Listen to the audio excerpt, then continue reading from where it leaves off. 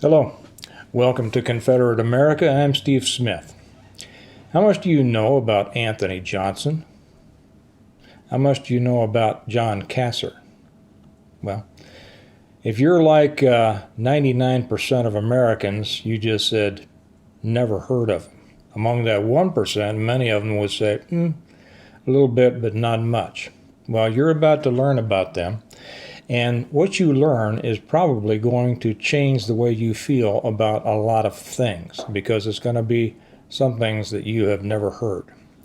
When I started thinking about what to tape as the first video for Confederate America, other than the welcome, it came to me that we ought to address that big gorilla in the room that everybody associates with the Confederacy and that so-called Civil War, which in a later segment I'll discuss and I'll explain why it wasn't a civil war at all.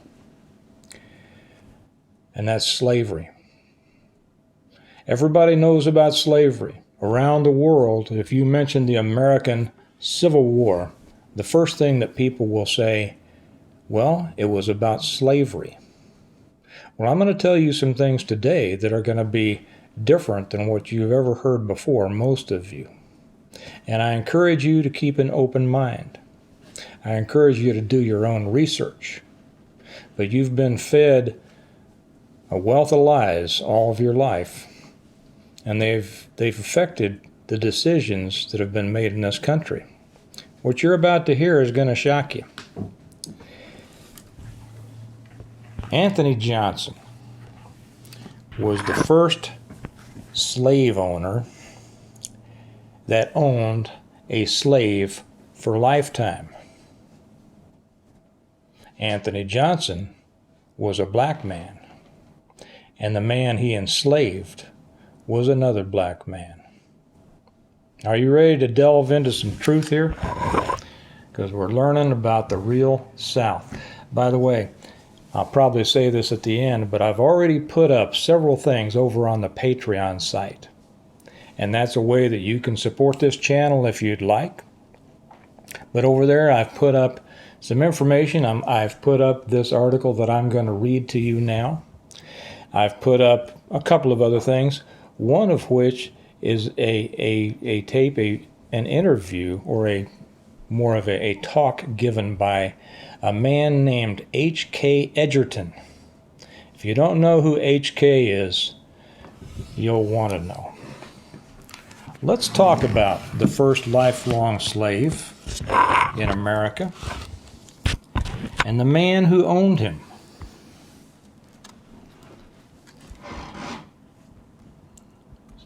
I'm taking this from the Wikipedia page. And there's some holes in it. I read across it. There's some holes in it that if I had time I'd fill in.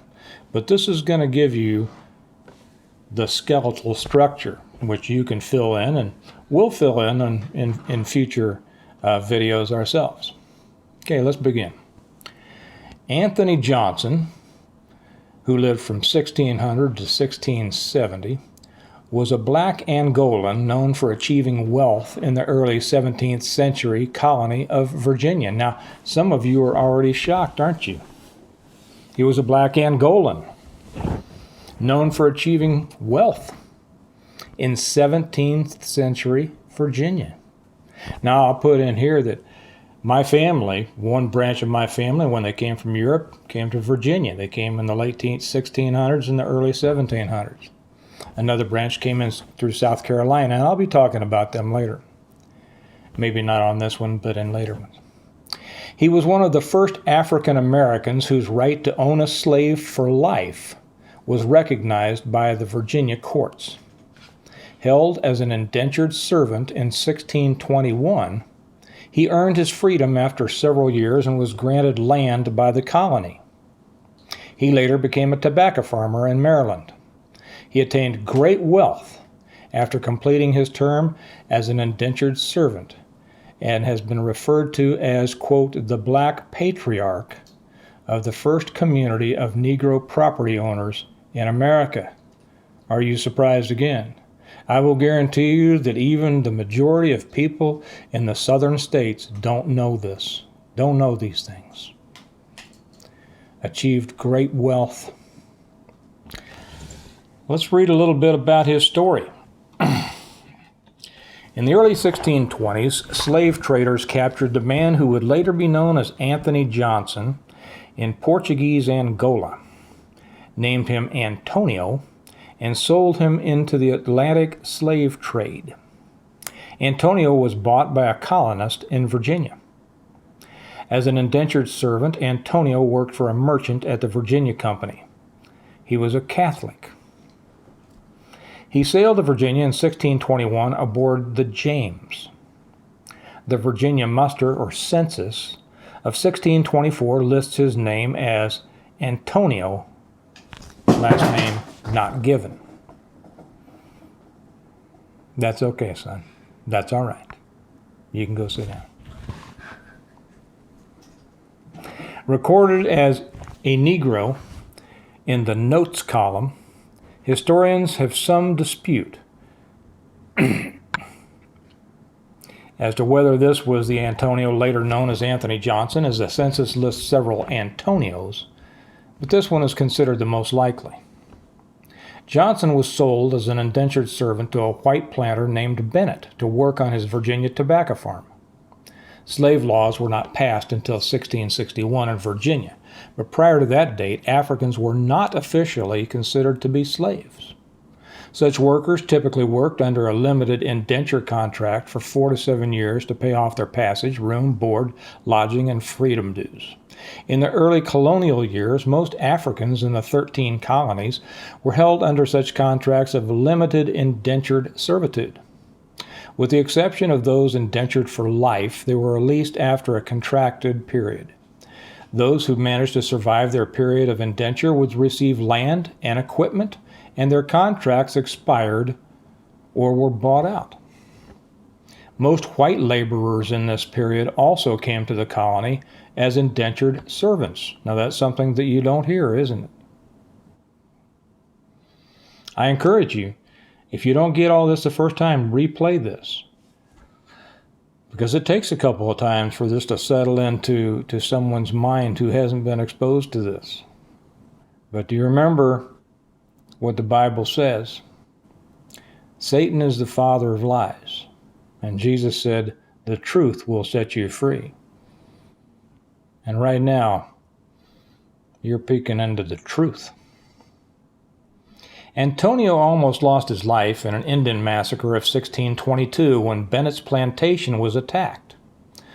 The Powhatan, who were the indigenous people dominant at that time in the Tidewater region of Virginia, were attempting to evict the colonists.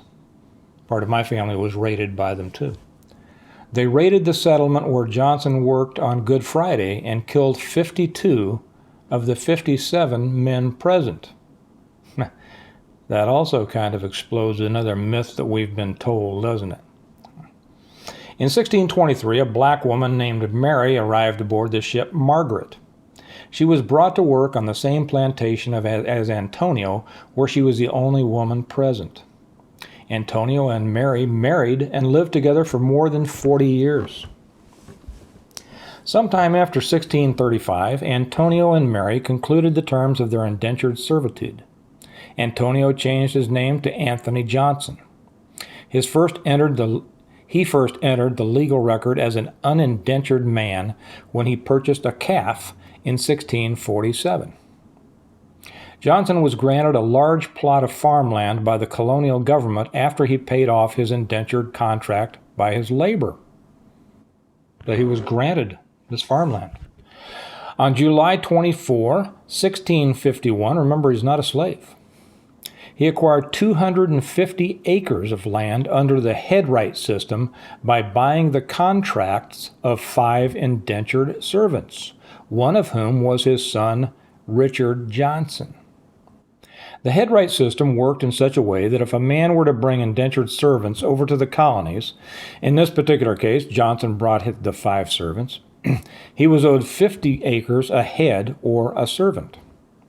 The land was located in the Great Naswatuck Creek, which flows into the Pungatag River. I'm probably not pronouncing that correctly. Feel free to let me know how it's pronounced. In Northampton County, Virginia. With his own indentured servants, Johnson ran his own tobacco farm. In fact, one of those servants, John Casser, would later become one of the first African men to be declared indentured for life. Now it's going to start to get interesting here. In 1652, an unfortunate fire caused great losses for the family, and Johnson applied to the courts for tax relief. Realize, here we are, 1652, a black man, a free black man, suffered in a fire and applied to the courts for tax relief. Did the courts say, well, no, because we're a bunch of racists, you can't have that? Doesn't seem like it. The court reduced the family's taxes, and on February, sounds like justice, doesn't it? Doesn't sound like the way our system is working now. February 28, 1652, exempted his wife Mary and their 2 daughters from paying taxes at all during their natural lives. Important coming. At that time, taxes were leveled on people, not property. Under the 1645 Virginia Taxation Act, all Negro men and women and all other men from the ages of 16 to 60 shall be judged tithable. Okay? So that puts everybody in the same category, doesn't it? So, it is unclear from the records why the Johnson women were exempted, but the change gave them the same social standing as white women, who were not taxed. During the case, the justices noted that Anthony and Mary, quote, have lived inhabitants in Virginia above 30 years and have been respected for their hard labor and known service. Does that sound like racism? Not to me. By the 1650s, Anthony and Mary Johnson were farming 250 acres in Northampton County, while their 2 sons owned a total of 550 acres. Their 2 sons. Do you see that this family was a nuclear family, a family held together? And not only did Anthony and Mary own a farm, but their 2 sons, black men, also owned farms, totaling 550 acres. When Anthony Johnson was released from servitude, he was legally recognized as a free Negro. He became a successful farmer. How could that possibly happen in a racist country? In 1651, he owned 250 acres and the services of 5 indentured servants, 4 white and 1 black. So he had 250 acres and the services of 5 indentured servants, only 1 of whom was black. The other 4 were white. In 1653, John Casser, a black indentured servant whose contract Johnson appeared to have bought in the early 1640s, approached Captain Goldsmith, claiming his indenture to Johnson had expired 7 years earlier and that he was being held illegally by Johnson. A neighbor, Robert Parker, intervened, and Parker, being a white man, intervened and persuaded Johnson to free Casser. So Johnson was holding Casser illegally in indentured servitude. But a neighbor, Robert Parker, a white man, convinced him to free Casser. Do we see an interesting situation developing here? Parker offered Casser work, and he signed a term of indenture to the planter. Johnson sued Parker in the Northampton court in 1654 for the return of Casser. The court initially found in favor of Parker, the neighbor, but Johnson appealed. In 1655, the court reversed its ruling, finding that Anthony Johnson still owned John Casser. the court ordered that he be returned with the court dues paid by Robert Parker. This was the first instance of a judicial determination in the 13 colonies holding that a person who had committed no crime could be held in servitude for life. Though Casser was the first person who was declared a slave in a civil case, there were both black and white indentured servants sentenced to lifetime servitude before him. Many historians described indentured servant John Punch, a white man, as the first documented slave, or slave for life, in America, as punishment for escaping his captors in 1640. It is considered one of the first legal cases to make a racial distinction between black and white indentured servants. There's more there, but I'm going to post the whole thing over on the Patreon page, and you really should go over there. We'll be covering a number of things on the YouTube channel, but there's just so much that I can't put everything on this channel. That's what the Patreon, not only does it help you, it enables you to have a way to support us, but it contains so much more information that if you're interested in this, you should want to know. Now, I'm going to say a few things more about slavery. And I hope that I'm sure we'll be talking more about it in the future, but I hope that this will serve to at least pique the interest of so many people who have been shoveled the simplistic idea of what they have learned in high school and in college about the South, about slavery, and about the causes of that war of northern aggression that is mistakenly referred to as the Civil War. First off, you've been told that slavery was a Southern institution. You haven't been told about the slaves in the North. There were approximately 4 million slaves in the South. There were approximately 1 million slaves in the North. It's been estimated that somewhere between 3 and 5% of free whites in the South owned slaves. It's also been estimated that somewhere around 25% of free blacks in the South owned slaves. Is your surprise meter ringing? I know you haven't been told this before. And I don't expect you to believe me. Go research it for yourself, because that's what I want you to do. Because it's important that you know the truth. And you won't know it until you find it out for yourself. One other thing, that the Civil War was fought over slavery? Not a bit. It was in economics, just as was the Emancipation Proclamation. Do you know what the Emancipation Proclamation was and did?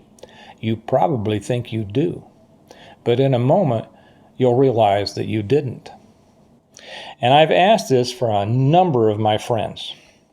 And I've asked this question to a number of my black friends. So here it is. The Emancipation Proclamation, offered by Abraham Lincoln, freed the slaves, and that's what most people think it did. I've asked high school history teachers, college history teachers this. What did the Emancipation Proclamation do? Well, it freed the slaves. No, it didn't.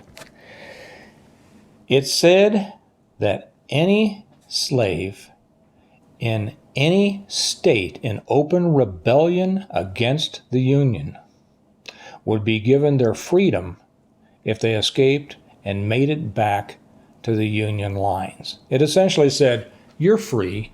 If you can escape and get to the Union lines, to the federal lines, you're free. What didn't it do? It didn't free any of the slaves that were in the northern states. And most of you don't even realize there were slaves in the northern states. Nor did it release or free the slaves that were in the border states. Kentucky, Maryland, Missouri. And it didn't because those states were not in open rebellion against the Union. Now, Missouri had two separate governments, but the state itself was not an open rebellion, nor did it free the slaves in the southern part of Louisiana, which was under Union control. What it did. So what Lincoln tried to do was create disruption. It was an economic and a military tactic. By putting out the word of the Emancipation Proclamation, they hoped to get the slaves of the South to escape, disrupt what little industry was left in the South, and create havoc, which would make it easier for the North to invade and conquer the South. But it didn't free any slaves over which the Union had control. You didn't know that, did you? Well, I hope that this has been informative. We're living in interesting times, and we've lived in interesting times before. There are many people who compare the times we're living now to the times before the Civil War. I want to make it very clear that on this channel we are not and never will call for anything like a civil war. Nobody in their right mind wants anything like that. But we have to know the truth. We can't allow a lie to continue because it clouds the judgment of the people today making decisions. The truth has been hidden for years and years. We've seen the statues brought down. We've seen military bases renamed because they were named after Confederate generals. We've seen hate stirred up, and we've seen division riled up between our people here. We'll be talking more about this. To that end, I hope that you will go over to the Patreon channel and watch particularly the video with H.K. Edgerton about the Truth South. He's a black man. He was a former president of the NAACP in Asheville, North Carolina. And he will tell you some truth that will shatter what you have believed in the past. Okay? Just a second. I hope you've enjoyed and learned from this. It's good to have you here. Please share this with your friends. Please spread this around. Ask your friends, did you know this? Did you know that? Well, the first thing they'll tell you, no, that's not true. But it is. So we thank you for being here. Remember, Satan is the father of lies, but the truth will set you free. And this is about freedom. We want you to be free. Thank you for being here. Please join us next time on Confederate America.